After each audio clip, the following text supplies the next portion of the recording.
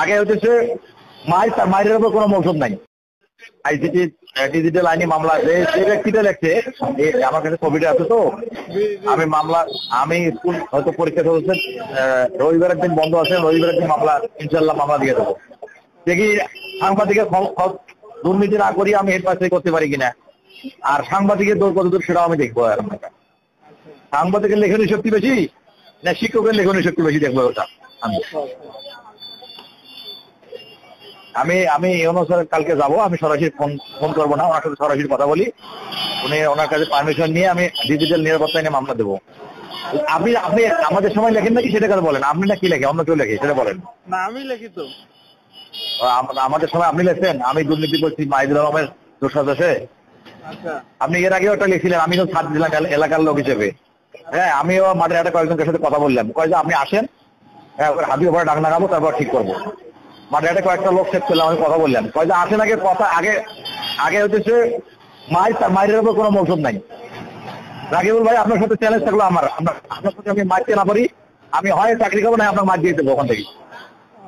মারবেন ধরি নাকি? দেখেন ক্ষমতা যদি না করতে পারি আমি চাকরি ফাড়ি দিয়ে দেবো। আচ্ছা ঠিক আছে স্যার, দেখি দেখা যায়। চ্যালেঞ্জ থাকলো, আপনাকে মালাই না ফাটার পাইলে আমি কথা বললাম। আপনার আমি কি বলে প্রেস ক্লাবের রংপুর জেলা প্রেস ক্লাবের সভাপতি, উনি আমার শ্রদ্ধেয় স্যার, স্যারের সাথে কথাটা বললাম। এখন আমি মেনে না আপনার সাথে কথা বলবো, কি আমি কথা লাইন গার্ড ক্লিয়ার করে আমি কাজ করবো, আকর্ষিত তো করবো না।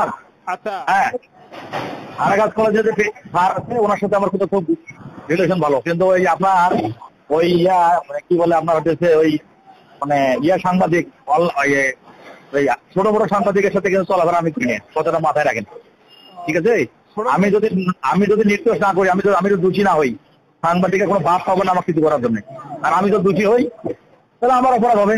আচ্ছা আচ্ছা, আমার তো অপরাধ হয়, আপনারা করবেন, আমার অ্যাকশন করবেন, একটা 10টা রাখতে পারেন, কিন্তু অপরাধ করলাম না আপনি লিখবেন আমি ছাড় দেবো। আচ্ছা, আপনাকে মনে হয় যে আমি এভিডেন্স ছাড়া রিপোর্ট করছি?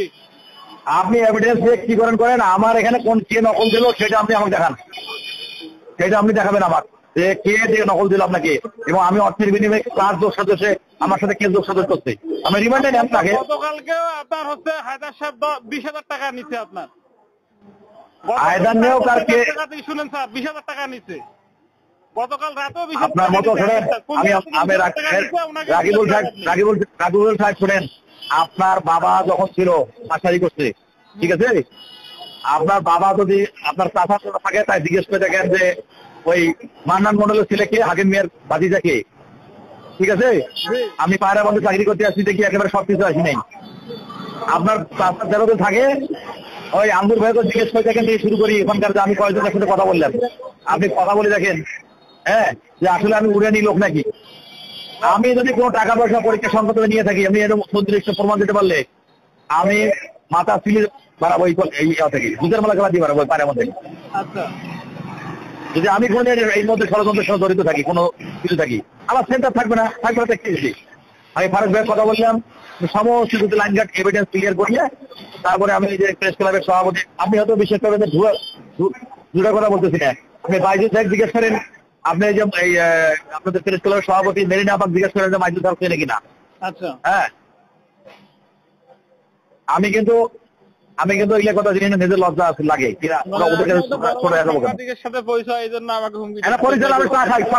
জিজ্ঞেস করে দেখেন। হ্যাঁ, মানা ভাই জিজ্ঞেস করে দেখেন যে সবসময় বসি কিনা, তাহলে ঘন্টা রাজু ভাইয়ের ঘরে বসি কিনা সবসময়, এই তো প্রতি সপ্তাহে না স্যার, বুঝেন নাই? আপনি তো আমি রিপোর্ট করছি, আপনি আমাকে জিজ্ঞেস করতে পারেন যে আমার কাছে এভিডেন্স আছে কিনা। আমি এভিডেন্স নিয়ে আপনি খুব ভালোভাবে আপনার যদি এভিডেন্স থাকে আপনি আমার কাছে আসতে পারছেন, আপনি হুমকি দিতে পারেন না। আমি আমার রিপোর্ট করছি কিন্তু আপনি হুমকি দিতে পারেন না এভাবে। আপনি আমার কথা কেন লেখলেন? আপনি হাজারের কথা লেখেন, কার কথা লেখেন, আপনি আমার কথা কি লেখলেন? সুনির্দিষ্ট প্রমাণ অভিযোগের ভিত্তিতে আমি এর আগে আপনার বিরুদ্ধে রিপোর্ট করছি, এখনো করছি। আপনি এর আগে আপনার অভিযোগ, তারপর ইউনো স্যারের কাছে অভিযোগ একটা জমা হয়েছে, সেটা আপনি আপনার টিচারদের সাথে আপনি মীমাংসা করে আপনি ওই অভিযোগটা পরে বাধ্য করাইছেন। অভিযোগ কপি আমার কাছে আছে, বুঝছেন স্যার? আপনি 1000টা অভিযোগ আমাকে কেন? আমি লিগেল পথে থাকি, আমি লিগেল পথে আছি, আপনি কথা বলতে পারবেন না। আমি ন্যায়ের পথে চলি, আমি অন্যায়ের পথে চলি না। আপনার বাপ যখন চলেন কিনা, আপনি কোন পথে চলেন, আপনি কোন পথে হাঁটেন, আপনি কোন পথে হাঁটেন, আপনার বউ কোন পথে হাঁটে, আপনার বাপ নিয়োগ পাইছেন স্যার সবই জানি। আপনার বাপ ছিল একজন মাদ্রাসা শিক্ষক, ভদ্র মানুষ, কিন্তু আপনি যে এত অমানুষ, আপনি যে এত সাউথ বাটপার এই বয়সে তৈরি করতেছেন আপনার মতন। এই আমার ভাইসি আপনার ক্লাস ফ্রেন্ড, আপনার সম্পর্কে আমি জানি। হ্যাঁ, আপনার সম্পর্কে আমি কাজী করা থেকে শুরু করে সমস্ত জায়গা নিলাম যে এ এমন মাই খাইবে গোষ্ঠের জায়গা পাবে না। দেখেন আমাকে লাগবে না, আপনি দেখেন আপনি 2-3 মাসের মধ্যে কার দ্বারা রাজনীতি যখন দেখেন, আমাকে লাগবে না। আমি খালি শুধুমাত্র অভিশাপ দিলাম। আর আপনাকে যেটা আমি বললাম, আমার সুন্নিত কখনই আমার লাগবে লোকজন লাগে, এটা তো বুঝলামই আমি আর কি। হ্যাঁ, আপনি মিথ্যা তথ্য কেড়ে দেবো, সত্য দিলে করবো না। আপনি যে নকল সরবরাহের জন্য করছেন, আমরা বুকের সাহস থাকলে আপনি আসেন, আমরা বুকের সাহস থাকলে আমি প্রমাণ সহকারে আমার সামনে আসেন। আপনার মধ্যে শর্ট আছে, মালাই ফাটাবেন, ইয়া করবেন। আপনি কি এত সহজ? আপনাকে আমি ছাড় দেবো? হ্যাঁ, আপনি ছাড়ার দরকার নাই স্যার, আপনি আপনার ক্ষমতা আছে, আপনি মালাই ফাটাবেন, ডাঙ্গাবেন। আপনার ক্ষমতা আছে মানে তোমার মতো তোমার বালের সাংবাদিক হিসেব করার সময় আছে? হ্যাঁ, তুমি উল্টো পড়ে লাগবে, তোমাকে কি করবো? তুমি আমার লক দিয়েছো, আমরা কয়েকজন সাংবাদিক আমরা স্কুলে আসছিলাম, আমার স্পিচ ফটো আছে এটা। হ্যাঁ, তো ডিজিটাল নিরাপত্তা নিয়ে মামলা যখন দেবো না, ওটা ফাটে দেবে একদম একেবারে, বুঝছো? আচ্ছা, বালের কথা কও তুমি। আমার কথা হলো, তোমাকে আমি একদিন বলছি তুমি আমার এলাকা ছোট ভাই। আরে বাবা, তোমার কত ন্যূনতম একটা লজ্জা থাকা উচিত যে তোমার বড় বোন আমার বান্ধব, আমার হলো ক্লাসমেট, একই সাথে পড়াশোনা করছি। তোমার তো লজ্জা থাকা উচিত যে বলে যে তোমার জিজ্ঞেস করে দেখো তোমার যে 100টা আমার বিএসসি পাস করছে কিনা, এমএসসি ভর্তি হয়েছে কিনা, জিজ্ঞেস করে তোমার বোন। ঠিক আছে জিজ্ঞেস করে দেখেন। ধন্যবাদ স্যার, ধন্যবাদ।